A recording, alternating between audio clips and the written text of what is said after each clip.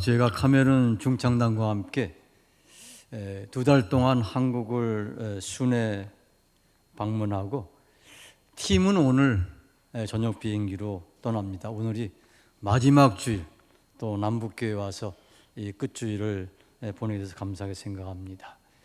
전라남도 그 신안에 작은 섬이 있는데 전장포라고 하는 항구가 있습니다. 그곳에 저희가 공연을 간 적이 있는데, 그곳에 1993년도에 부임한 이 목사님이 부임하자마자 한 일이 교회 전면에 큰 현수막을 걸었습니다. 세계 지도. 그리고 선포하셨습니다. 우리 전장포 교회는 전 세계에 복음을 전파하는 교회가 되겠다. 사람들이, 교인들이 갸우뚱했습니다. 아니, 성도 50명이 되지 않는 작은 섬교회, 우리 교회 자립조차 힘든 작은 섬교회가 어떻게 전 세계에 복음을 전파할 수 있는가? 쉽지 않은 일이었습니다. 그 교회 교인들도 그렇고 이웃 교회도 같은 생각이었습니다. 새로 오신 그 이 목사님이 너무 꿈이 크다, 허망한 거 아닌가, 현실을 몰라도 너무 모르는 거 아닌가. 그런데 이 목사님은 그런 말을 들으면서도 매일 그 세계지도 앞에 무릎을 꿇고 기도를 했습니다. 하나님, 사람들은 믿지 않고 너무 꿈이 크다고 하고 고개를 이렇게 줬습니다. 그런데 우리 하나님은 구하면 주신다고 하신 하나님이시기에 믿고 기도합니다. 우리 전장포 교회가 전 세계에 복음을 전하는 교회가 되게 하여 주십시오. 하나님이 그 기도를 들으셨습니다. 이 작은 섬교회가 세계 대륙 6개 나라의 선교사를 파송을 했습니다. 태국, 필리핀, 일본, 방글라데시, 과테말라, 그리고 아프리카 차드까지 6개국의 6가정의 선교사를 파송하면서 매월 50만 원씩 선교 후원을 했습니다. 더 놀라운 것은 오래된 성전을 허물고 아름다운 새 성전까지 건축을 한 것입니다. 믿지 못할 기적이 일어난 겁니다. 그래서 우리 교단 100주년 때 그 전장포교회가 교단 전체 모범교회로 선정이 됐습니다. 제가 그 교회에 가서 말씀을 전하고 헌금 기도를 하는데 봉투 하나가 올라왔는데 깨알 같은 글씨로 써 있어요. 하도 궁금해서 제가 헌금 시간에 그걸 읽었습니다. 내용을. 하나님, 저와 제 동생이 자전거가 갖고 싶어서 3년 전부터 용돈을 다 모았습니다. 그런데 오늘 아프리카에 선교사님이 오셔서 말씀하는데 아프리카에 이 헌금을 보내야 되겠다는 생각이 들었습니다.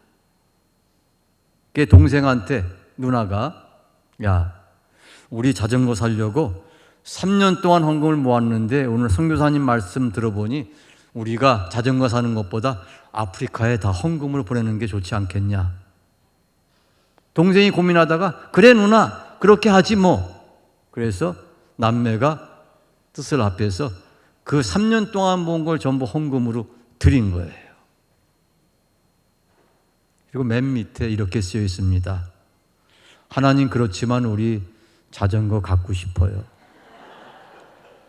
가로하고 이은총, 이성결 이렇게 이름을 썼길래 예배 후에 목사님께, 목사님 얘네들 기트가 내 누구예요? 그러니까 제 자식들입니다.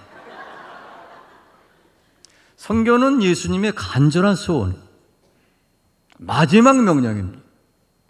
여러분 사도행전 1장 8절 말씀 아시죠?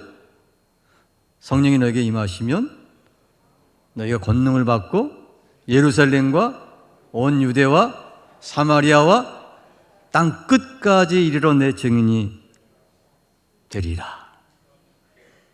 예루살렘 교회는 부흥하는 교회였습니다. 예루살렘 교회는 성장하는 교회였습니다. 성도가 막 3,000명, 5,000명으로 기하급수적으로 부흥을 했습니다. 그런데 하나님이 예루살렘 교회를 기뻐하지 않으셨어요. 예? 그토록 부흥하는 교회를 왜 기뻐하지 않으십니까? 예루살렘에서만 복음을 전해. 복음이 예루살렘 안에 갇혔어요. 주님의 뜻은 이게 자꾸 복음이 유대와 사마리아 땅 끝까지 퍼져가는 게 주님의 뜻인데 예루살렘 내에서만 할렐루야 아멘. 사도행전 1장 8절 말씀에 순종하지 않으니까 사도행전 8장 1절이 왔어요. 8장 1절 사울은 그가 죽임당함을 마땅히 여기더라. 그날에 예루살렘에 있는 교회에 큰 박해가 있어 사도 외에는 다 유다와 사마리아 온 땅으로 흩어지니라. 누가 흩으셨어요? 하나님이. 누가 박해를 보내셨어요? 하나님이. 왜? 예루살렘만 모여있지 말고 흩어져라. 오늘 표가 너무 마음에 들어. 모이는 교회, 흩어지는 교회. 명절 연휴인데도 많이 모이셨네요. 근데 하나님은 우리가 흩어지기를 원하십니다. 교회에 박해를 보내면서까지, 스데반 집사가 순교하는 걸 허락하면서까지, 왜냐하면 스데반 집사의 순교를 통해서 이 흩어지는 일이 시작이 되었거든요. 그래서 흩어진 사람들이 두루 다니며 복음을 전할 때 그 복음이 안디옥에까지 미치고, 안디옥 교회가 바울과 바나바를 선교사로 파송함으로 복음이 전 세계로 퍼져가게 된 것이죠. 제가 아주 존경하는 목사님이 있습니다. 이동휘 목사님. 그분이 전주에 안디옥 교회라는 교회를 개척을 했습니다. 1983년 3월에 47세 나이로 이 교회를 개척했는데 개척한 다음 달 해외 선교를 시작했습니다. 6개월 후에 국내 농촌 선교를 시작을 했습니다. 사람들이 전부 갸우뚱했습니다. 아니 교인 10명 교회가 무슨 해외 선교냐? 교회부터 키워야지. 교회 재정이 있어야 선교를 하고 사람이 있어야 선교를 할 게 아니냐? 더군다나 그 자녀가 대학생, 고등학생, 학비되기도 벅찬 양반이 어떻게 세계 선교를 얘기를 하느냐? 그렇죠? 힘든 일입니다. 너무 꿈이 큰 것 같아 보였습니다. 불가능한 일처럼 생각이 되었습니다. 이 목사님이 23년간 목회하고 70세의 정년 퇴직할 때 전주 안디옥 교회가 호남 전체에서 제일 큰 1등 교회가 되었습니다. 할렐루야. 하나님의 생각은 우리 생각과 전혀 다릅니다. 하나님의 방법은 우리의 방법과 다릅니다. 이 목사님이 저를 새벽 기도에 말씀 전해달라고 초청을 하셨어요. 속으로. 이왕 초청하시려면 주일이나 수요일이나 이때 부르시지 새벽 기도에 저를 부르시나. 새벽 기도에 갔는데요. 새벽 기도에 모이는 성도가 1,000명이 훌쩍 넘어요. 예배당이 끝이 보이지 않아요. 새벽 기도에 1,000명 넘는 성도가 보이는 제가 깜짝 놀랐고, 두 번째 놀란 것은 기도하는 것에 놀랐어요. 안디옥 교회가 어떻게 기도하느냐 하면 기도 제목을 앞에 화면에 띄우는데요. 우리 전주에 있는 무슨 아파트 몇 동, 구체적으로 거기에 믿는 성도가 몇 가정, 안 믿는 성도가 몇 가정. 믿는 성도가 예수 잘 믿고 복음 잘 전해서 안 믿는 이 가정이 전부 예수께 돌아오도록 기도합시다. 막 기도해요. 새벽에 1,000명의 성도 기도하니까 기도 소리가 우리 소리 같죠? 그 다음 기도는 우리 전주 무슨동에 있는 무슨 고등학교, 그 고등학교에 예수 믿는 선생님이 몇 분, 예수 안 믿는 선생님이 몇 분, 그 모든 선생님들이 예수를 믿고 그 학교 학생들이 복음을 전하도록 기도합시다. 막 기도해. 전주가 무당이 많기로 유명했답니다. 유흥가 때문에 아주 골치가 아팠답니다. 근데 이 안디옥교회 성도들이 새벽마다 이 전주시가 무당이 사라지고 유흥가가 문을 닫고 믿음의 도시가 되도록 기도하는 거예요. 빼놓지 않고 매일 기도하는 거예요. 하나님이 그 기도를 들으시고 기적을 행하셨습니다. 전주시가 기네스북에 이름을 올렸어요. 기네스북에 무엇을 올렸냐면은 전 세계에서 기독교인 비율이 가장 높은 도시 1등으로 기네스북에 이름을 올렸습니다. 기적 아니에요? 오늘 본문에 보면 표적이 따르리라, 믿는 자의 표적이 따르리라 두 번 연속적으로 나옵니다. 17절에 보면 믿는 자들에게는 이런 표적이 따르리라. 20절에 보면 제자들이 나가 두루 전파할세 주께서 함께 역사하사 그 따르는 표적으로 말씀을 확실히 증거하시니라. 사람이 기적을 쫓아가는 것이 아니라, 사람이 기적을 구하는 것이 아니라, 믿는 자가 가면 그 뒤에 표적이 따라간다는 거예요. 복음을 전파하면 그 뒤에 표적이 따른다는 거예요. 가는 곳마다 표적이 따라다니는 거예요. 이런 축복이 우리 모두에 있기를 축원합니다. 제가 아프리카에서 하는 중요한 사역 중에 하나가 3달 만에 한 번씩 다른 나라에 가서 목회자들을 모아놓고 세미나를 합니다. 이번에도 11월 달에 이미 기니라는 나라에서 그 일정이 잡혀 있습니다. 수도에서 1000km 떨어진 그 지역에 가서 저희가 목회자들을 모아놓고 세미나를 합니다. 그날은 이웃나라 차드의 문두라고 하는 도시에 가서 세미나를 하는 그런 일정이 있었습니다.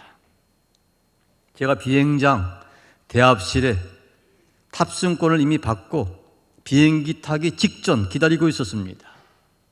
전화가 왔어요. 우리 앙드레 목사한테. 앙드레 목사는 우리 센터교회 기도 목사입니다. 하루 10시간 기도만 하는 기도 목사. 목사님 지금 어디세요? 나 대합실이야. 지금 비행기 타기 직전인데. 기도하겠습니다. 그날 기분이 이상했어요. 왜냐하면 앙드레 목사는 매일 새벽 1시간 동안 저만을 위해서 기도를 집중적으로 중보기도 하는데 무슨 새삼스럽게 기도하겠다고 다 아는데, 제가 어느 날 신문에서 기사를 본 적이 있어요. 미국에서 비행기 엔진에 새떼가 들어가서 엔진이 불타고 추락할 위기에서 그 기장이 기지를 발휘해서 허드슨 강 위에, 강물 위에 비행기를 비상 착륙해서 전승객들이 살아났다. 그래서 그 기장이 미국의 영웅으로 떠올랐다. 그런 기사를 보고 제가 그랬습니다. 아니 무슨 거대한 비행기가 자그마한 새들 때문에 떨어져? 그날 그 일이 벌어진 거예요. 제가 탄 비행기에. 비행기가 뜨자마자 새떼가 엔진에 들어가서 엔진이 불타버린 거예요. 엔진이 불타버린 거예요. 비행기는 추락하는 수밖에 없어요. 갑자기 비행기가 휙 떨어지더라고요. 다급한 방송이 나왔습니다. 지금 긴급한 상황이 발생했습니다. 여러분 두려워하지 마십시오. 최선을 다하겠습니다. 비행기가 뜬 직후에 한 5분쯤 됐을까? 이게 5분만 더 갔으면 비행기는 추락입니다. 다른 길이 없어요. 기적적으로 비행기를 돌려서 공항에 다시 내릴 수 있었습니다. 비행기가 전 차도로 못 가고 다시 집으로 돌아가는데 앙드레 목사가 공항에 나왔어요. 가면서 그 얘기를 하는 거예요. 목사님, 그날 새벽에 기도하는데 주께서 제게 환상을 보이셨어요. 그 환상 가운데 관이 있는데 막 관이 빛나고, 그리고 목사님이 그 관 속에 누워 계셨어요. 그 관을 에어프랑스 편으로 한국으로 이제 이송을 하는데, 에어프랑스 직원이 있고 사람들이 줄을 쭉 서서 이제 비행기를 타는데, 탑승권을 보여주니까 그 직원이 탑승권을 보더니 당신도 한국 갑니까?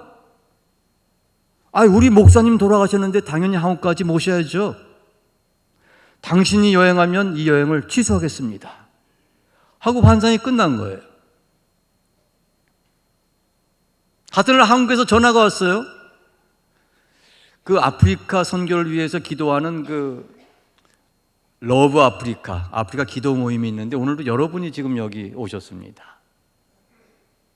그분 중에 한 분이 전화를 했어요. 선교사님 괜찮으세요? 왜요? 괜찮은데요? 아무 일 없으세요? 아무 일 없는데요? 웬일이세요? 아휴, 할렐루야. 아니, 무슨 일 있으세요?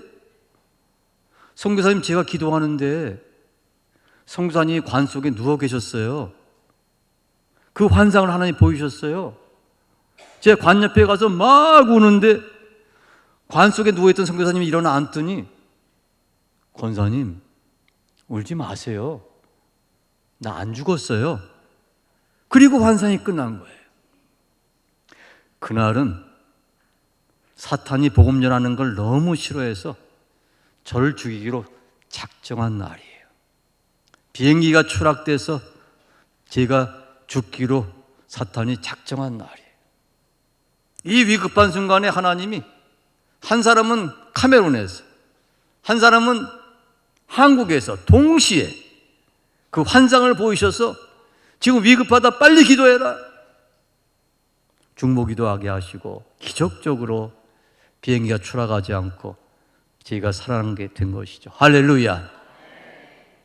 믿는 자들에게는 이런 표적이 따르리라. 복음을 전하는 자들에게는 표적이 따르리라. 기적 구하지 마세요. 여러분, 복음 전하면 기적이 여러분을 따라다닙니다. 여러분들이 기적의 주인공이 됩니다. 복음을 전하는 교회마다 기적의 교회가 되기를 바랍니다. 믿는 자들, 복음을 전하는 자마다 기적의 주인공이 되기를 주의 이름으로 축복합니다. 주님 감사합니다. 이 아침 우리가 또 주의 전에 와서 예배를 드립니다. 우리를 구원해 주시고 이 구원의 복음,